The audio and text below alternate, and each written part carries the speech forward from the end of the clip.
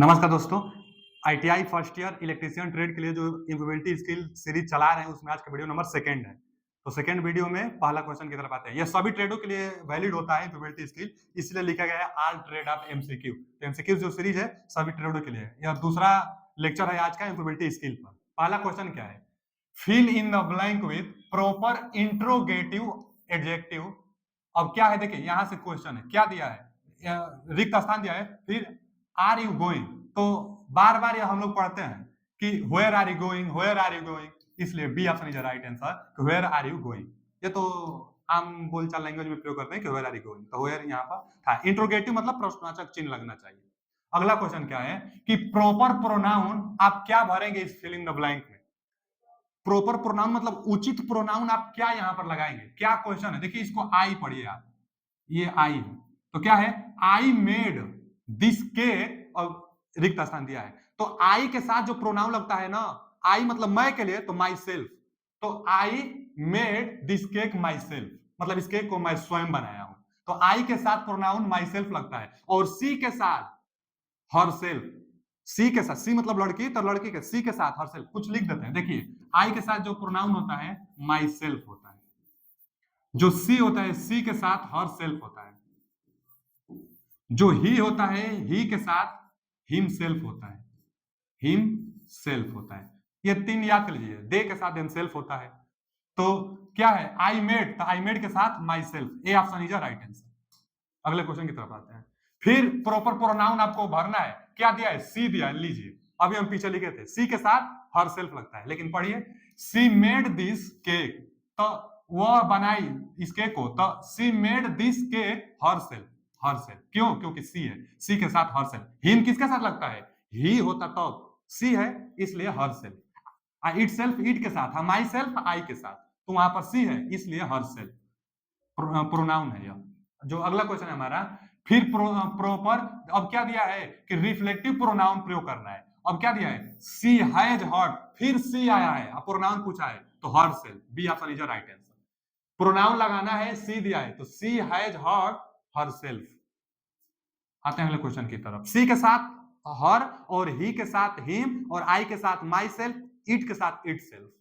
आगे क्या है कि फिल इन द ब्लैंक, फिर रिक्त स्थान में भरना है सुटेबल एडजेक्टिव। अब भरना है जो अच्छा एडजेक्टिव हो इनमें से, वो फिलिंग द ब्लैंक में भरना है आपको। तो एडजेक्टिव देखिए, यह भी यह तो एकदम बार बार आता रहता है सामने आपके कि द लिटिल गर्ल्स, क्या भरना है कि ये जो मतलब दिया है कि द लिटिल गर्ल, अब चुबे की हुई की शॉर्ट साइड की ट्विंकिंग, तो ट्विंकिंग आई, ट्विंकिंग आई बार बार हम लोग पढ़ते हैं। तो this little girl twinkling eye relieved her mischief, तो क्या? ट्विंकिंग आई, ट्विंकिंग आई बार बार हम लोग देखते हैं, इसलिए D option is the right answer. अगला क्वेश्चन क्या है कि फिल इन द ब्लैंक, फिर ब्लैंक भरना है सुटेबल प्लेस, प्रीपोजिशन भरना है। इस बार कौन सा प्रीपोजिशन अच्छा रहेगा उसके लिए भरना है। क्या दिया है? माई हाउस इज, रिक्त स्थान, the third floor, third floor. तो हम लोग बार बार बोलते हैं ना कि on the third floor, on the third floor, तो ऑन भरेंगे, on the third floor. On the preposition भरना था, तो on the third floor. Simple, आपके जो एग्जाम में क्वेश्चन आएगा तो ऐसा ही सिंपल आएगा, वो आता ही है कि जो बार बार आप यूज करते हो, जैसे twinkling eye, herself, myself, itself, on the floor, यही सब आ रहा है। क्या है कि fill in the correct question, correction word. अब यहां से क्वेश्चन आगे स्टार्ट हो रहा है। रिक्त स्थान, is the speaker at the function, ये क्वेश्चन का ही भाग है। तो प्रश्नवाचक चिन्ह, is the speaker at the function, और लास्ट में लगाया है प्रश्नवाचक चिन्ह। तो प्रश्नवाचक चिन्ह तो इसी में से इंट्रोगेटिव ही कुछ वर्ड लगेगा। तो अब दिया है कि what is the speaker the function, तो व्हाट इज द नहीं होता है। फिर when is the, when is the भी नहीं होता है, व्हाई इज द भी नहीं, हु इज द, कौन है इस फंक्शन का स्पीकर, तो who is the speaker at the function, तो who option is right answer, D option, who is the speaker at the function, यह फंक्शन का कौन स्पीकर है, तो हु ऑप्शन। हु एक ऐसा इंट्रोगेटिव वर्ड है जो सब्जेक्ट का भी कार्य कर देता है, इसलिए हु का प्रयोग हुआ। Who is the function of the speaker. आगे लो लेवल लैंग्वेज, तो ये तो कंप्यूटर मशीन लैंग्वेज, मशीन जो लैंग्वेज होती है ना, लो लैंग्वेज होती है। तो ये दिया है कि लो लेवल लैंग्वेज, तो मशीन लैंग्वेज, एकदम इजी क्वेश्चन है। Machine language, low level language. आते हैं अगले क्वेश्चन की तरफ। जो अगला क्वेश्चन है, प्रोनाउंस रेफर टू, कह रहा है ना कि जो प्रोनाउंस होती है वह किसको बताना चाहती है।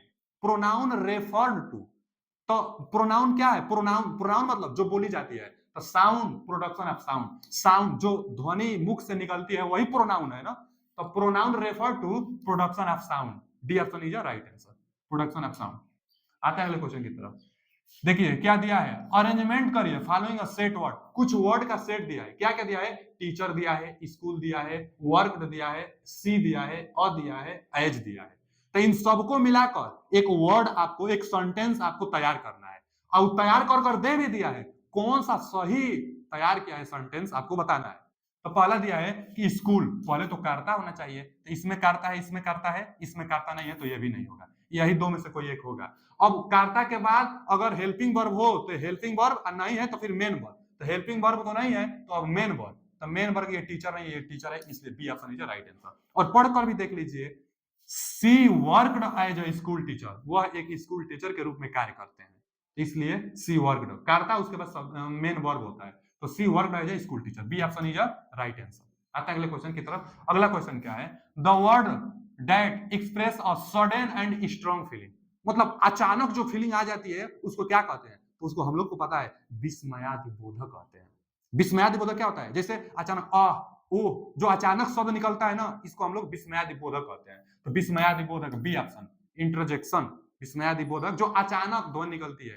अगर जा रहे रास्ते पर काटा वाटा कील उल गड़ जाए तो तुरंत जो आवाज निकलती है, जो आश्चर्यचकित जो तुरंत निकलती है, सडनली जो आ जाती है ध्वनि, तो वो क्या बताती है? तो विस्मयादिबोधक को बताती है।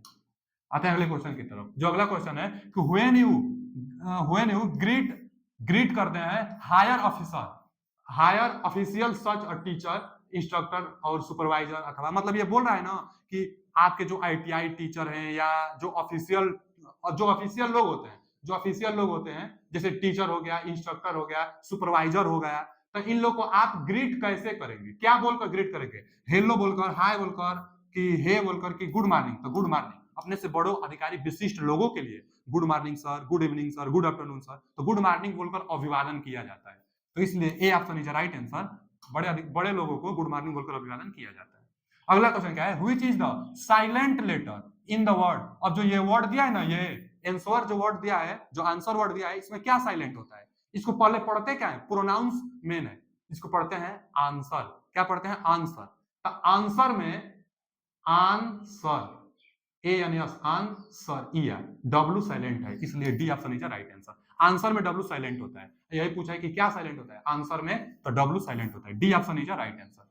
आते हैं अगले क्वेश्चन की तरफ। जो अगला क्वेश्चन है, which one is the do, इसको डज भी पढ़ लीजिए, चाहे डू ही चाहे डज। तो डज मतलब क्या होता है? करना, करने के लिए, काम करने के लिए। और डजंट भी कहा जाता है, एंटी यहां जोड़ देगा, एंटी मतलब माना करता है वो। तो डज मतलब करने के लिए। आप डिस्कस, इटिक्यूट, इटिक्यूट मतलब शिष्टाचार होता है।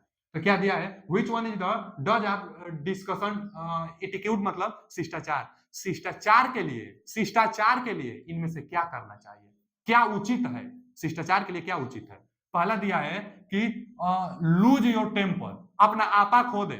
मतलब कि आपा खो दे का मतलब कि आपके सामने अधिकारी कोई है और बाल खजवाने लगे, चाहे इधर उधर हंसा हंसी फोन वोन, तो ये आपा अपना खो दे, तो ये थोड़े है, ये तरीका नहीं है ना शिष्टाचार का। अब लिसन टू अदर, किसी मीटिंग में है तो किसी दूसरे को सुने, ये है शिष्टाचार। शांतिपूर्वक दूसरों की बातों को सुनना ही शिष्टाचार कहलाता है। तो ये तो हो सकता है, बी हो सकता है, और भी पढ़ लेते हैं। टॉक अबाउट इररिलेवेंट डिटेल्स, माने जिस मुद्दे पर बात हो रही है उस मुद्दे पर न बात करके अलग अलग बात करना, ये शिष्टाचार का तो परिचय नहीं हुआ, तो ये भी गलत है। आगे, यूज इंप्लॉइड आर रूड मतलब अभद्र और अशिष्ट भाषा का प्रयोग करें, ये भी गलत है। भैया शिष्टाचार का परिभाषा यही इस ऑप्शन के तहत होगा कि आप दूसरों को शांतिपूर्वक सुनिए, इसलिए B option is right answer. आते हैं अगले क्वेश्चन की तरफ, जो आज का लास्ट क्वेश्चन है।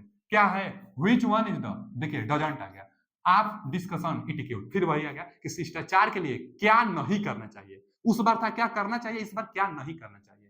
पहला दिया दिमाग खुला, मतलब बी ओपन माइंडेड, माने ओपन माइंडेड मतलब कि ध्यान यहीं पर रहे आपका, तो ये तो होना चाहिए भाई, ये होना चाहिए। आगे, यूज मॉडरेट टोन, मतलब मॉडरेट टोन मतलब कि एक नॉर्मली लैंग्वेज का प्रयोग करें, चिल्ला चिल्लाकर या एकदम धीमा बात ना करें। मॉडरेट लैंग्वेज का जो टोन, आवाज, लहजा है, मॉडरेट लेवल पर बात करिए, तो ये भी ठीक है, शिष्टाचार के लिए तो अच्छा है। फिर लिसन टू अदर, दूसरों को सुने, तो हाँ शिष्टाचार में दूसरों को भी सुनना चाहिए भाई, दूसरों को सुनने का मतलब कि दूसरे की बातों को आप पहले सुनिए, समझिए। तो शिष्टाचार का ये तीनों परिभाषा है। अब ये क्या दिया है? आर्गू अननेसेसरी, माने अनावश्यक बहस करे, अनावश्यक बात करे, तो शिष्टाचार का ये नहीं एग्जाम्पल होगा, ये तरीका नहीं होगा। तो यही गलत है, गलत है पूछा था, कौन नहीं करना चाहिए यही पूछा था, तो डी ऑप्शन नहीं करना चाहिए। तो आज के लिए यही, मिलते हैं अगले वीडियो में। अगर वीडियो अच्छा लगा हो तो मतलब इसके यही ऑप्शन सही होगा, ठीक है? कौन सा ऑप्शन सही होगा इस क्वेश्चन अनुसार? तो यही, क्योंकि गलत कौन था तो यही गलत था। मिलते हैं अगले वीडियो में। जो भी डाउट कमेंट बॉक्स में पूछे, हम आपका जवाब देंगे। थैंक यू, धन्यवाद।